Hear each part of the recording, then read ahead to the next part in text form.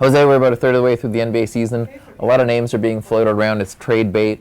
Who do you see moving in the not-too-distant future? You know, one person who I really think is under the radar right now would be David Lee of the Boston Celtics. He has a $15 million expiring contract. Boston already has a lot of bigs. They have Kelly Olynyk there, the Canadian, Amir Johnson, the former Raptor. They have Zeller, and they also have Jared Sullinger as well.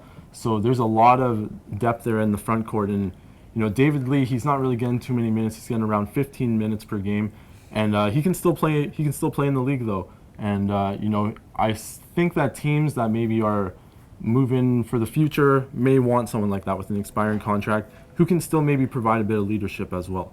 Okay, when we look at the names that are being tossed around, who's staying put, right? A lot of names sort of say, well, Dwight Howard's going here, he's going there. Then he comes out and sort of says, well, I'm happy here, we're trying to make it work.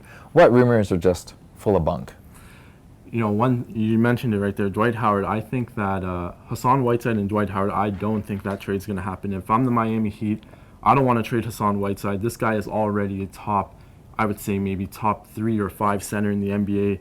And he's only really realistically had maybe a year or two under his belt because he was in the D-League. He had sporadic playing time last year, and now this is really his full season. He's averaging around 4 blocks, the most I think since Marcus Camby did in the early 2000s.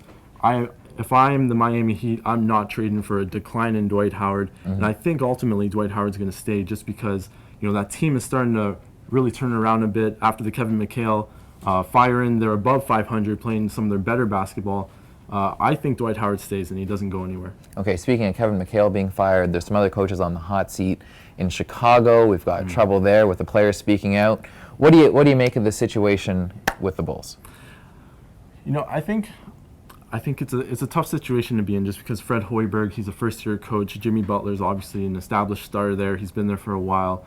I think Pau Gasol said it best when he said it could have been handled internally. I have nothing wrong with what Jimmy Butler said of him wanting them to be coached harder, Fred Hoiberg maybe being more of a presence because Tom Thibodeau was such a strong voice for that team.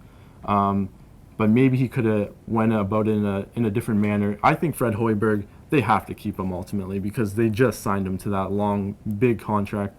They'll work it out there, but they will not contend with the Cleveland Cavaliers in the end. Okay. Thanks, Jose. Thank you.